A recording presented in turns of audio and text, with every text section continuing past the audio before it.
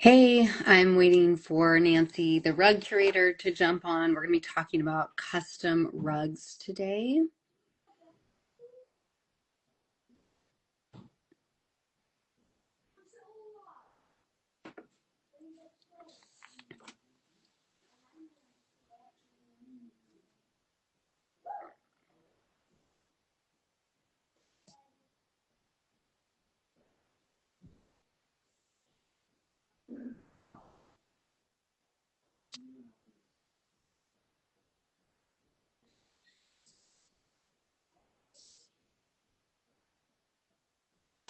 Hey, Sarah.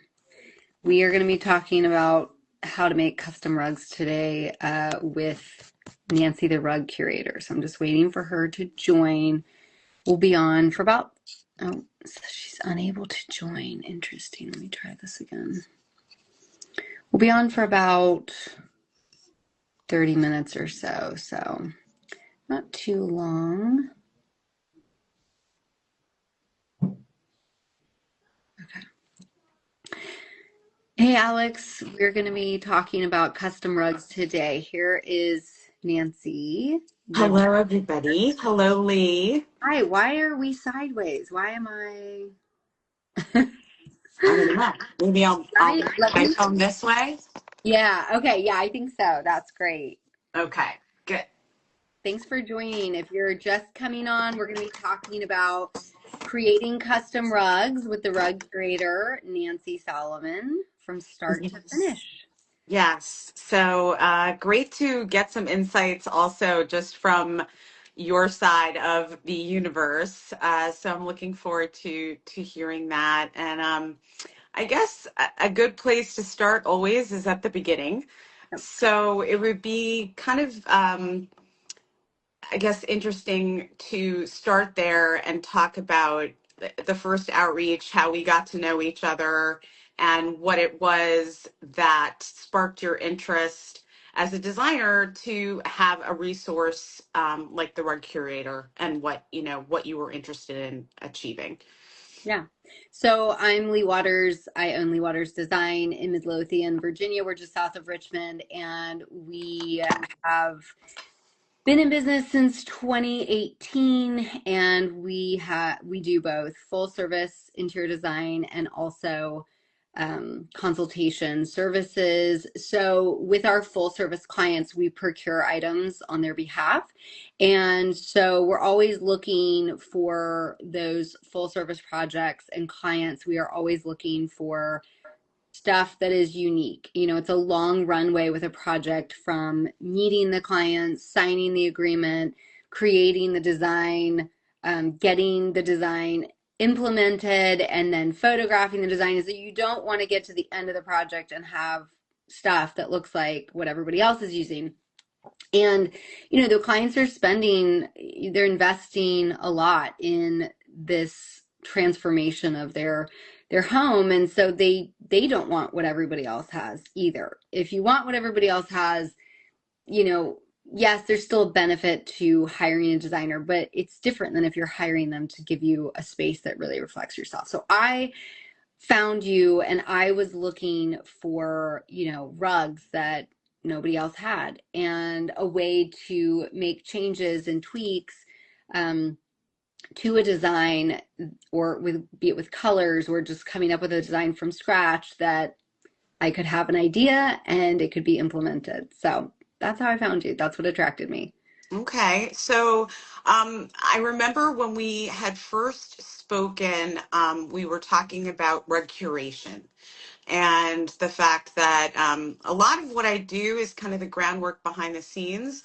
So when I work with designers, I am asking all the questions that are necessary, not just for the production and the design, but understanding how is the rug going to be used, what is the timeline for the rug, what are the best materials for it, and why.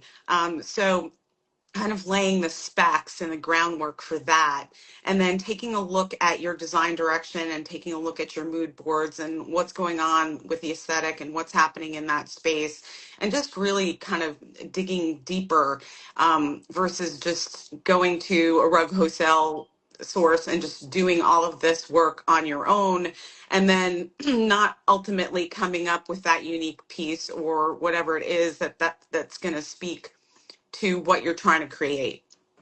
So taking all of that information and then creating a collection for that specific project, that space, and then showing you all of the options that hopefully you haven't seen everywhere else, and giving you those options and saying, okay, well, what are your thoughts on this, and getting the feedback and going, digging in deeper if I haven't gotten the design direction right, the first time, or want to add designs to the project for you to consider. But really just spending that time, the groundwork, to lay out for you in a way that makes sense, given all of the budgeting and lead time and specifications. So that's how I think we first started, kind of saying, all right, well, let's see what Nancy has. What So I sent Lee a link to those, and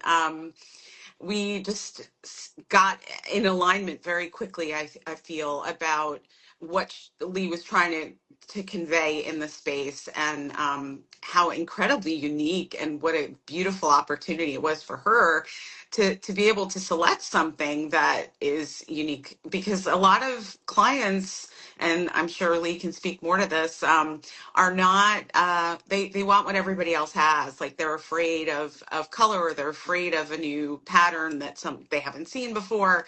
And it was so great because the selections that Lee made were so amazing, because I did see some of the design that she had going on, but when you get that install shot and you see, like, the designer's real vision, because I'm a little tunnel vision, I'll be honest. I mean, I am all about the rug, but it just looks so incredible in the space. I was just blown away with the final, the look of it. So I that was appreciate really that. cool.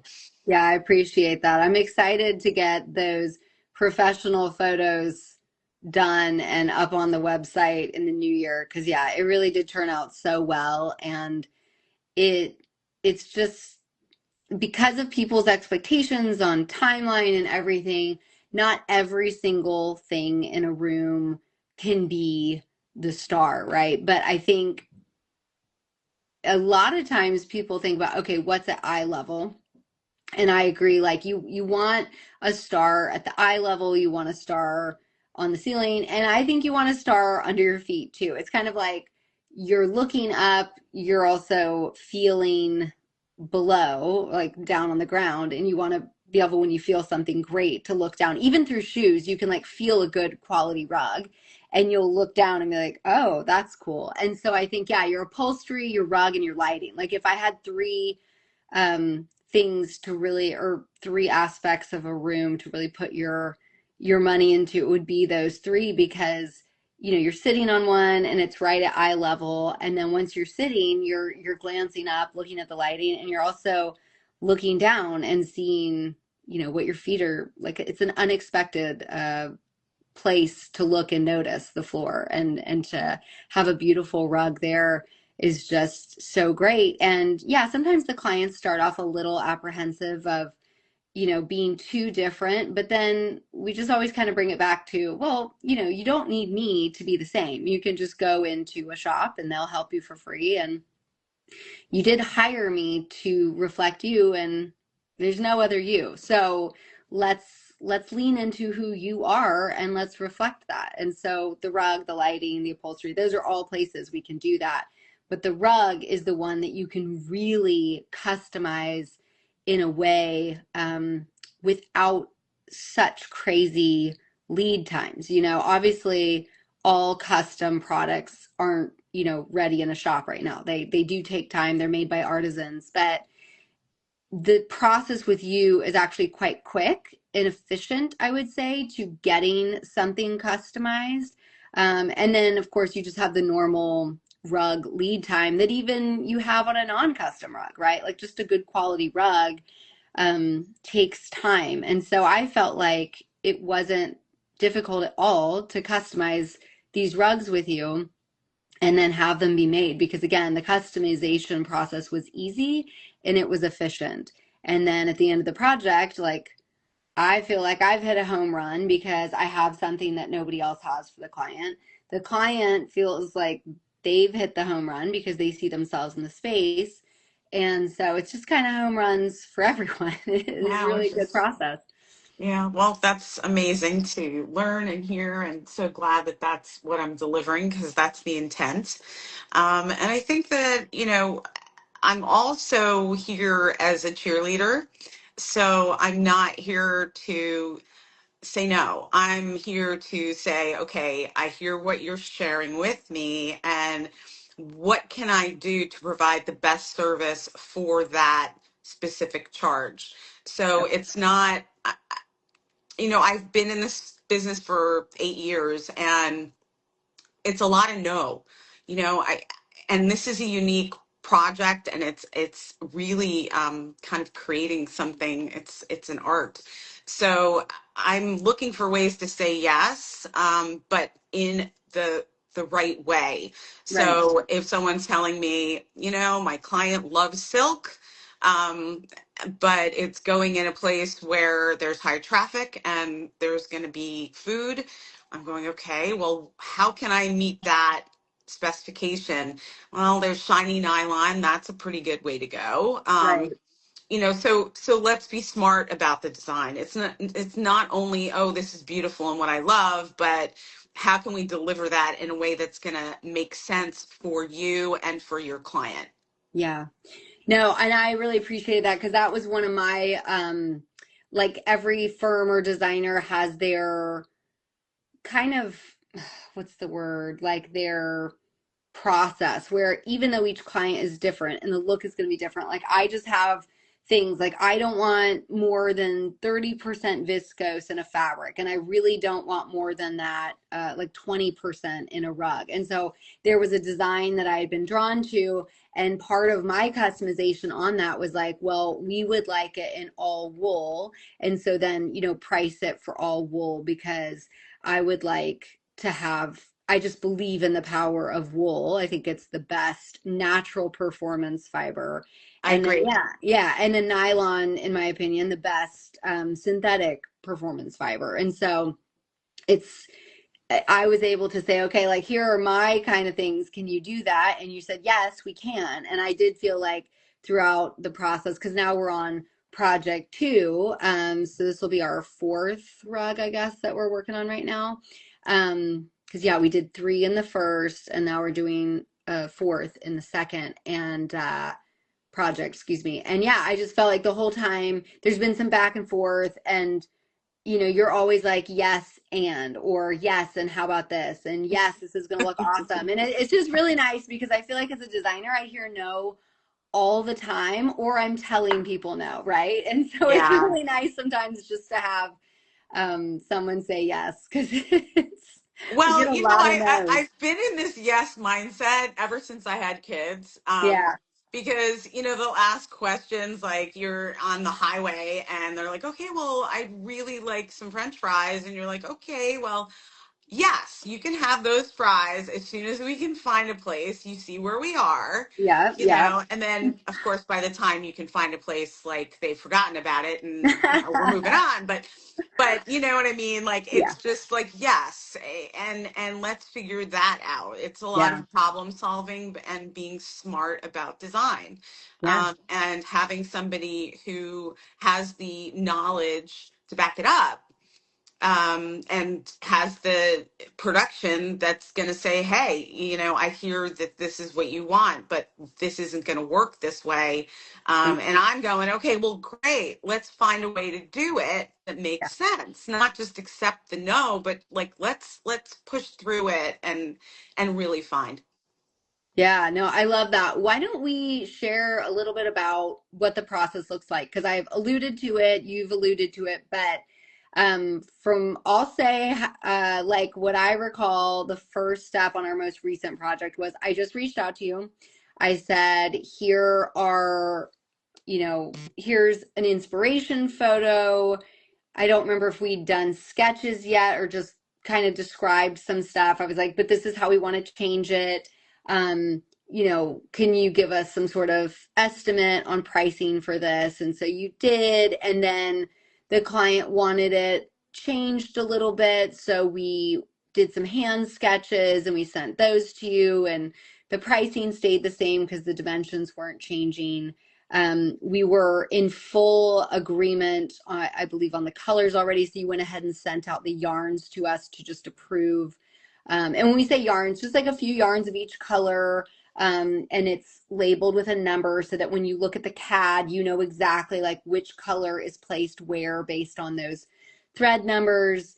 And yeah, so what did we cover? We covered like the design and then the color approval. So yeah, so we get like a CAD approval and then we get a color approval, and then you send a deposit invoice, we pay that, and from there y'all start making the strike off. Is that Right. right? Do I have that right? So why don't you take over the rest? So yeah, I mean, I think you bring up a good point, and here we're going referring back to the yes, right? Yeah, So we start out with this idea, and we have this inspiration rug, and then we have the information about the client and their personal tastes and what we're up against. So we're taking that into consideration as we're designing it, and we know, we're walking a tightrope. So instead of being literal with the ask, I went in and said, okay, well, if this is kind of the vibe and this is the texture that they like, let's make it more abstract instead of literal. So let's zoom in on certain elements of the design and just blow that up and have that be the design, right. because it'll still have that kind of cool feel to it, Yeah, but it's not going to be so literal. So that was kind of my first plan A. And then I think I'm not sure what happened with that one. I don't know if the clients were not in love with it at that point, like and then you went into the sketching and yeah. you're like, can we make this sketch into something? I'm like, yes, we can make it. So I sent the I sent the CADs with the sketches. And I think it was just kind of that process of allowing the client to have a voice, and not say no to them, and just be like, okay, we're Right, gonna we're gonna show you what we believe in. We are gonna give you what you believe in, right. and then ultimately you can share what happened. Yeah. Yeah. And so they ultimately decided we were going to go back to Nancy's idea to blow up the detail from the original. And so it's, sometimes like you were saying, Nancy, the people need a moment, especially when it's not what they do every day. Right. They need a moment to like see what's available, right? And it's again so rare that they get that. I mean, with my design process, we have like four opportunities for the whole design to be, reconfigured or presented, I guess. And but with this rug, we were able to like really dig in on the rug, and that is just kind of nice for clients because they don't want to dig in on everything. That's overwhelming. That's like having a Pinterest board with 2,000 pins and no direction. So we don't want to dig in on everything, but when we can, it's just such a nice thing. And this particular rug, this fourth rug that we're working on, is for an entryway. And so there's just not that much in this particular entryway, just because of the layout and ceiling heights and all the things. Like, there's just not that much. Like, again, we have great lighting. We have a great little vignette straight ahead, and then we have this rug, and that's kind of it. And so it was nice to be able to dig in on this rug and really let them see what's possible. And then yeah, ultimately we did go back to the original, and it's all good. They're really Right. excited. And it's So also like wonderful relationship building with your clients. yeah. It's such a nice opportunity to have them kind of ride shotgun through the process with you. And gosh, how lucky are you that they actually wanted to do that? And Yeah, it's funny because, entryways, I think, are such an overlooked opportunity. And right. and to me, it's setting the stage for the magic that's going to happen. Absolutely. Yeah. And the fact that you don't treat it like a stepchild or whatever, you know. It's like, no, no, no, no. We're gonna do this because it needs to be done right. Because look at Yeah. all this beautiful work we've done already, and Right. we can't not set the stage for that. Yeah. And I remember sending you an image of like this spectacular entryway with this very cool, and it's a small entry rug. Lee, how big is this rug? Oh, that one. Yeah. I don't know. Was it that entryway? Was it like a 5 by 8 or a 4 by Yeah, I mean, 6? it's Yeah. not a big rug, but Right. we spent probably more time on that one piece than we did Yeah. on the three others. Right. Yeah. No, it's So true. to me, I'm like, gosh, such a champion of that because Yeah. first of all, as I said, I really believe in the entryway, but second of all, just the opportunity to do something different and really impactful and to have a client that's on board and working with you, all of those things are just such a gift. And that's kind of why we do what we do, right? Oh yeah, I feel like in some ways, if you are working in the design world, whether you're, in the creation part, the design part, the install part, the best part about it is giving that gift. Like seeing, they always say like giving is better than receiving. And obviously, like we all have to pay bills. So it's not charity work, but at the end, like seeing someone's face when you're part of that transformation and like then hearing their words after having to live with it, they're just like, oh, this is so great. And it just feels good to be able to inject beauty into the world because as more and more studies are showing, beauty is not just a nice to have. It's actually really essential for our mental health and the way that we connect with the world. Like beauty is just the way we've evolved is to be attracted to beauty. And, so many people have just think it's not essential. And that doesn't mean spending tons of money is essential. Obviously, everyone has different budgets, but just having like doing what you can to make your space feel beautiful to you isn't really the luxury that some people think it is. It really should be just part of the way you're setting up. If you got to have a chair, buy a pretty chair. If you got to have an umbrella stand, buy a pretty umbrella stand. Like I Right. get the function, but you got to have it look in a aesthetically pleasing way to you. It's just not really a something I'm willing to call luxury anymore. It's a need for everyone, really. So Well, everybody's homes are becoming such, more important as a haven and as this place that creates a feeling, right? sure. No, I love So, it. So what would yeah. you tell people like, okay, so who do you work with? Like who comes to you to buy rugs? And what would you tell that group of people if they have never created a custom rug or sourced a custom rug for their client? Like what would you tell them and who are they? So I work with designers that are probably mid-tier in terms of size, Hmm. right? So business, is mid-tier. Hmm. And then I do work with companies that are doing lobbies for gorgeous new buildings in Miami. So, Sure. I'm creating custom rugs for their lobbies and all Yeah. of that. So there are two different areas, two different clients that I work with. And you know, there are different issues that come up with either, but I always